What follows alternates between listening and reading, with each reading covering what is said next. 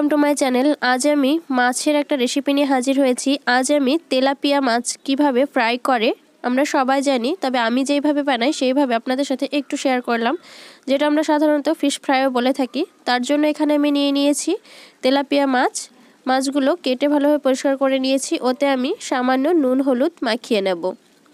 নুন হলুদ মাখিয়ে নিয়ে আমি ভেজে নেব। তার জন্য তেল গরম করতে দিয়ে দিয়েছি, সামান্য নুন দিলাম আর হলুদ দিয়ে দিলাম।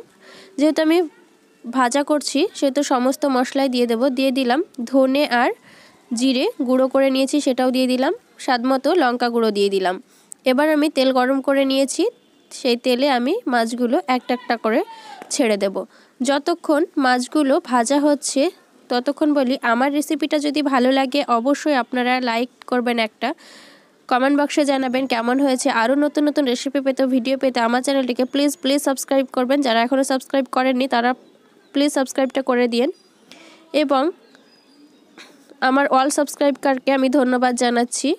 পুরো ভিডিওটা দেখার জন্য একটু রিকোয়েস্ট করছি। যাই হোক, একটা একটা করে মাছগুলো আমি দিয়ে দিলাম। এপিট এপিট করে মাছগুলো একটু ভেজে নেব।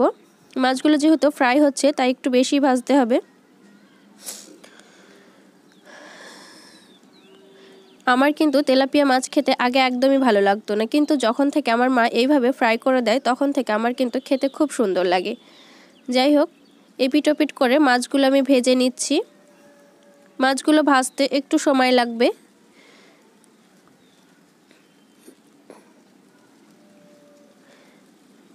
একটু নাড়াচাড়া করে দিচ্ছি যাতে তলায় ধরে না যায়।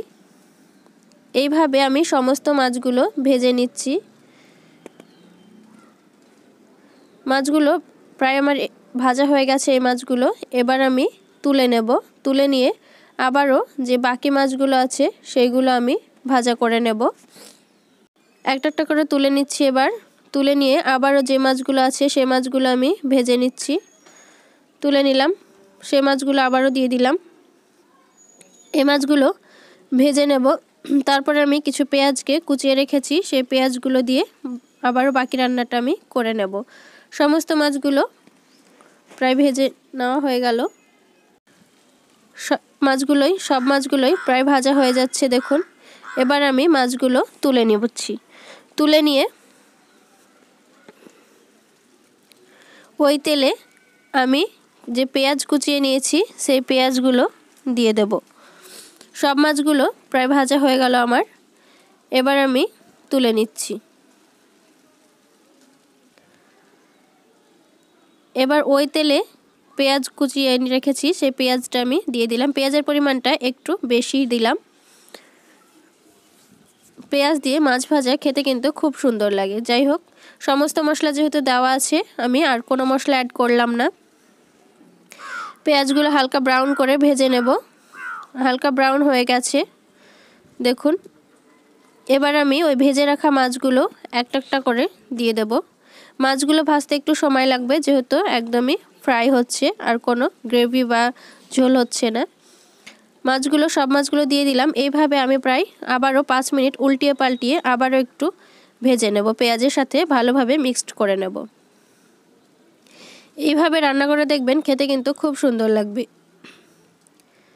তেলাপিয়া মাছে যেহেতু খুব একটা কাটা থাকে না তাই খেতেও খুব ভালো লাগে। যাই হোক, প্রায় এইভাবে আবারও আমি 5 থেকে 7 মিনিট মতো রান্না করে নিলাম। এবার আমি গ্যাসটা অফ করে পরিবেশন করে ফিরে আসছি। তৈরি হয়ে গেল তেলাপিয়া মাছ ফ্রাই বা ভাজা। যাই হোক, পুরো ভিডিওটা দেখার জন্য ধন্যবাদ। রেসিপিটা যদি ভালো লাগে অবশ্যই একটা লাইক করবেন, কমেন্ট বক্সে জানাবেন। আরও নতুন নতুন ভিডিও পেতে আমার চ্যানেলটিকে প্লিজ সাবস্ক্রাইব করবেন।